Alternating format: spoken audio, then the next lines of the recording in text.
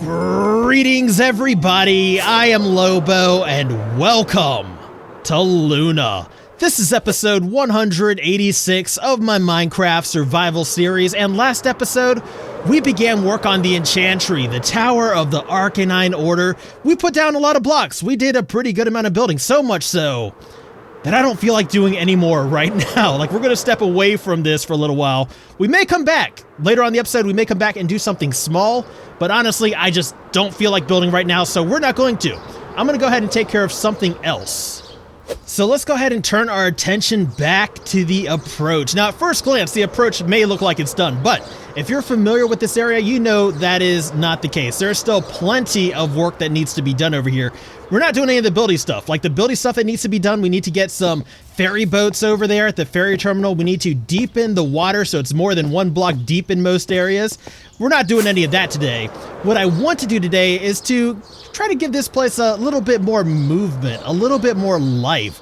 We need some residents over here at the approach, and I think what we're going to do is add some villagers to this place.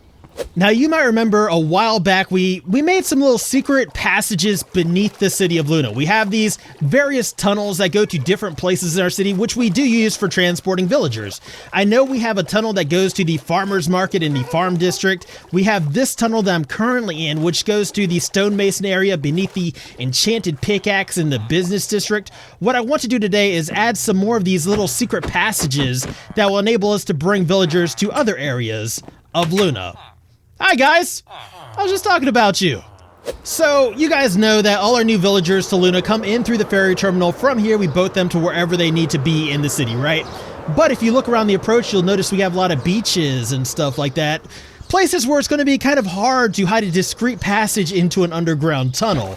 Fortunately though, I did think about that as we were building up this place, and I left a little bit of an area open where we were going to add our secret passage. I believe this llama might be showing us where exactly that is. Yes, in fact he is. So this is where I think we're going to add our discreet entrance into the villager passages beneath the approach. And as you can see, we have plenty of room under here to move our villagers around. Now, I think the main area of the approach that we're going to focus on populating today is the area surrounding the Explorer's Lodge, and in fact, the Explorer's Lodge itself. So let me go ahead and clear out a little space to bring our villagers up. I think we're going to construct a little bubble elevator right here in this back corner, and that should be easy enough. Additionally, I'd like to add some villager transportation functionality to the actual farms over here at the back half of our farm district, because you will notice as we walk around our wheat farm over here that it has been abandoned. Our villager-powered farm is no longer being farmed by villagers. So, and I don't know what happened to them either, because I believe we have enough light around here that no zombies are going to spawn, no monsters are going to come out and get these guys. So I don't know, they just maybe packed up and left? Possibly. But we are going to need a new wheat farmer over here. Now, just like we're going to do at the Explorer's Lodge, we'll have a little bubble elevator right here, which will bring our villagers up into the windmill. Now, I do need to go ahead and start tracing out the path. I just broke a stone brick. Normally I place the stone bricks in areas I don't want to break into because we run the risk of, you know, stuff flooding or redstone getting broken, but I think we're okay here. So next thing I want to do is go ahead and just trace out the path that these secret tunnels are going to take us. Well, I guess they're not really secret tunnels. What can we call these? Like, just tunnels. They're not secret. You know about them. I know about them. The villagers surely know about them because they're the ones traveling through here. Now, I am kind of blindly carving my way through this place, and as you can see, we kind of just intersected with a rudimentary staircase that goes down into the underground sections of Luna. Fortunately, though, that is no longer in use, so we're going to just continue going along our path because I want these tunnels to be as straight as possible. This is another one of our transportation tunnels, so we'll just kind of branch off of this, and this will lead us to the farm district. That actually worked out really good.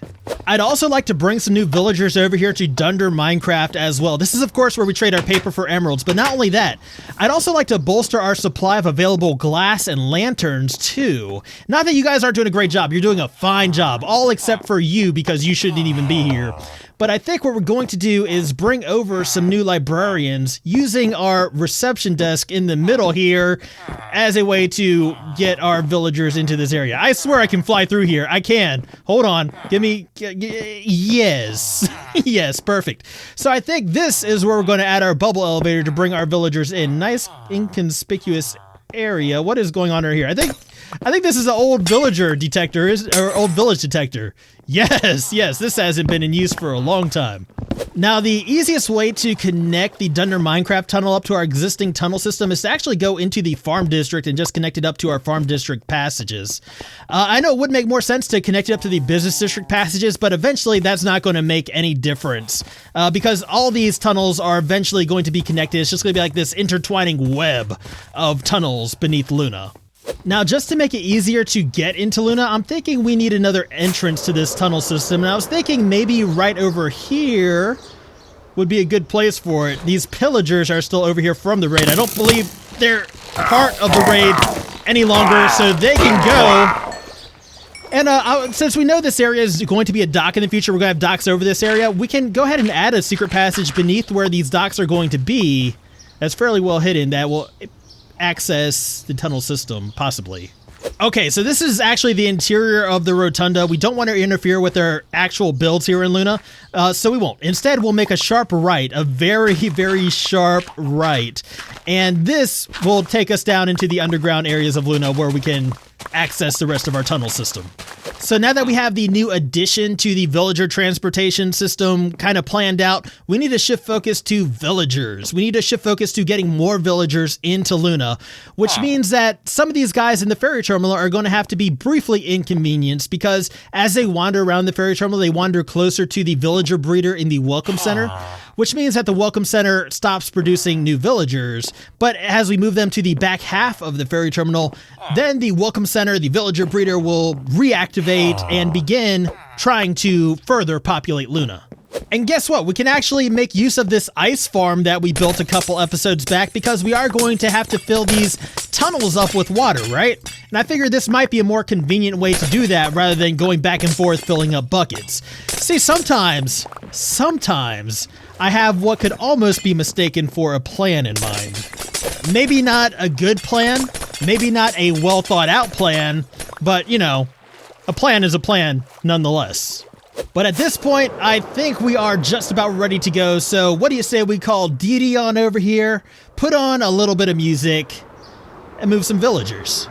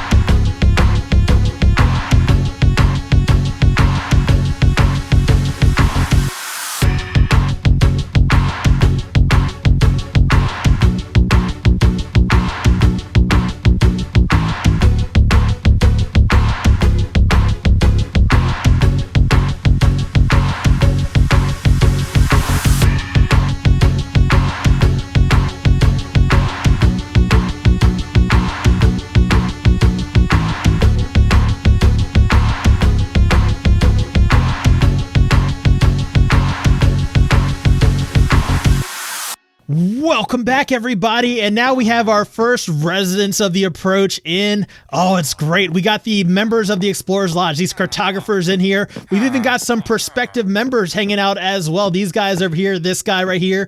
And my hope is eventually we're going to have some villagers that just go and start wandering around the approach and just make themselves at home, kind of like this guy's doing. Look at him, going over to the approach inn, going over there for a snack, to the game room, something like that. We also had a couple villagers that were wandering around the tree farms over here in the back, or possibly it was just that one guy who's now gone to explore the approach inn. He's the curious one, right? He's the curious one. He's the one who's living up to his reputation at the Explorers Lodge, actually going out and exploring. But additionally, we did bring some other villagers over to some other places in Luna. Actually, we brought one villager to one other place in Luna. I didn't bring over any librarians yet. I will get around to that a bit later. I'm just kind of over moving villagers right now. You understand, right? But we did bring another farmer over here to the wheat farm at the back of the farm district. Hopefully he gets around to actually farming some wheat here in a little while. We'll give him some time to get, acclimated to his new surroundings. But as I said, we're moving away from villagers for a little bit because I want to do just a tiny bit of building. And I think we're going to make our way back over here to the Enchantry in order to do that. We're not working on the Enchantry itself, but rather just something small in the land surrounding the Enchantry to kind of liven this place up a little bit, add a little bit of atmosphere to this area. Now, one of the blocks I want to start introducing over to the Enchantry area is going to be blackstone. So we're going to go ahead and collect some of that now. We're going to use this as our primary building block for the little build that we're going to be working on today. You notice I'm not saying what the build is because there's a chance it might not turn out how I want it to turn out. So we're going to pretend however it turns out is how I actually wanted it to turn out. So that's why I'm just going to refer to it as the build rather than telling you what it actually is. But yes, we're going to start introducing some blackstone with this build, and we're going to incorporate this into the tower as well a little bit later. Conversely, we're also going to be incorporating the blocks we do have the tower being made up of currently, prismarine and regular like stone and all that stuff, into the build that we're making today, just so that way we have some consistency with the builds in this area, right? We want everything to be kind of not necessarily uniform, but cohesive. So basically what I'm saying is that there's going to be a theme to the Enchantry area. We're going to use a very similar block palette for most of the actual structures there. But I was just thinking maybe I'll want to incorporate a little bit more variety into it, So I was thinking, well, we don't have a ton of blackstone. We have one double chest remaining in the storage system. We have the 2 shulker boxes that are on us, and that's it. Then we're going to have to go and start resource collecting more blackstone. But I was thinking maybe we could incorporate another black block into this to kind of take the place of that. And we do have a pretty good amount of coal. We can make maybe possibly a few stacks of coal blocks with this to kind of supplement our blackstone for building. And that's going to allow us to get a little bit more block variety in there as well, a little bit more texture, right?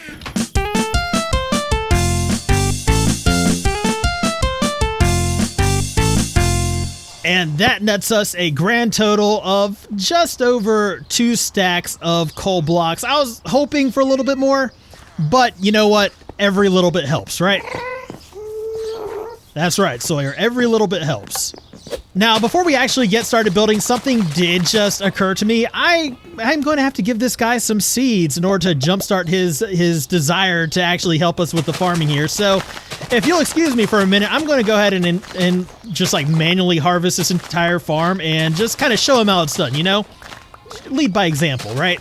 So that seems to be all he can carry. So, you should have a strong desire, yes, to go start planting some wheat for us. Perfect.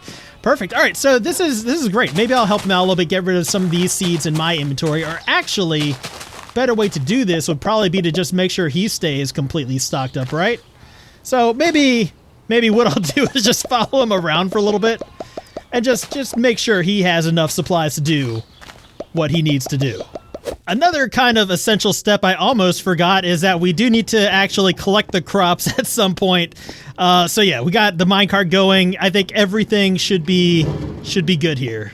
All right, well, I'm just kind of looking at our work area for today and questioning whether or not I even want to attempt what I'm going to try to attempt here, because there's a potential it could be very bad. So what I'm going to do is procrastinate just a little bit longer.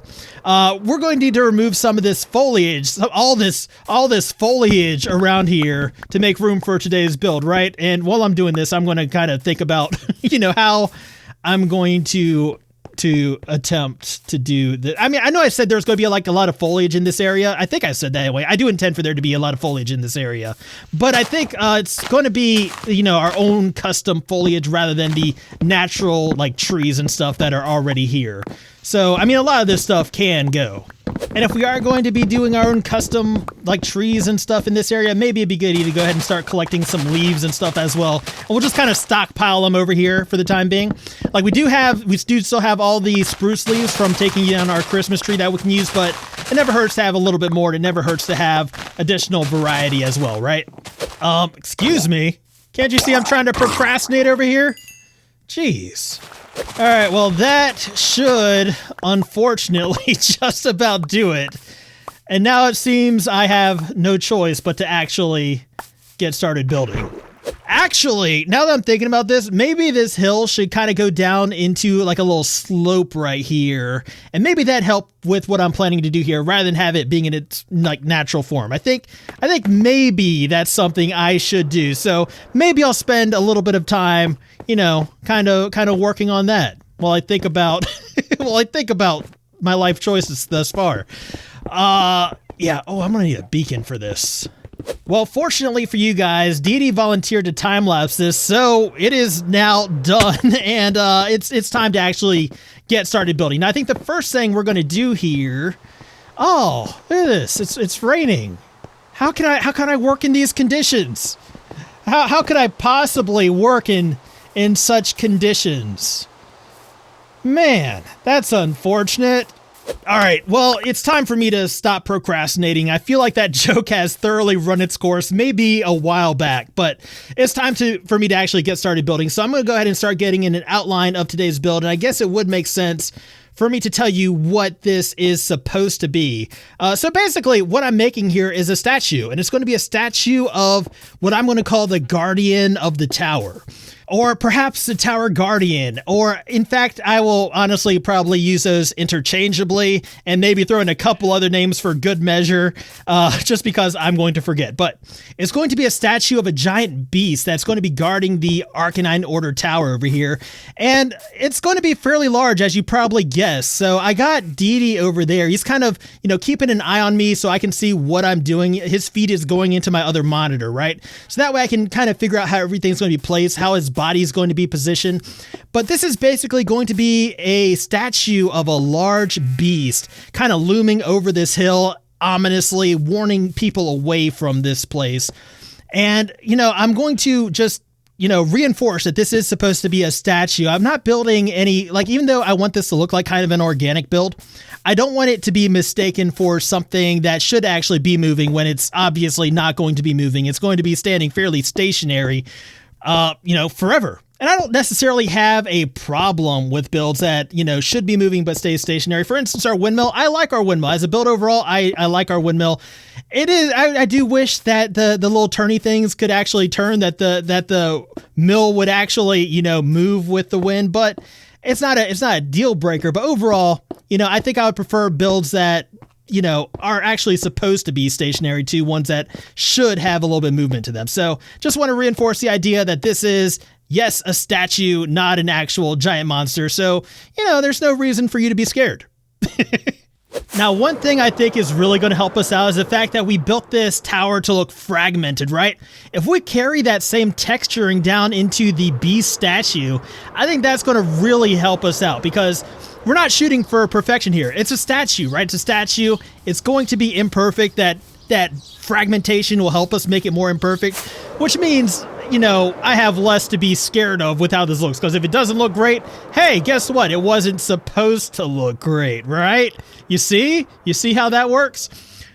So hopefully at this point I've lowered your expectations enough. I am now ready to get started building this thing. Dee, are you ready? Yes. Excellent, excellent. So at this point, let's go ahead and put on a little bit of music. and build us a beast.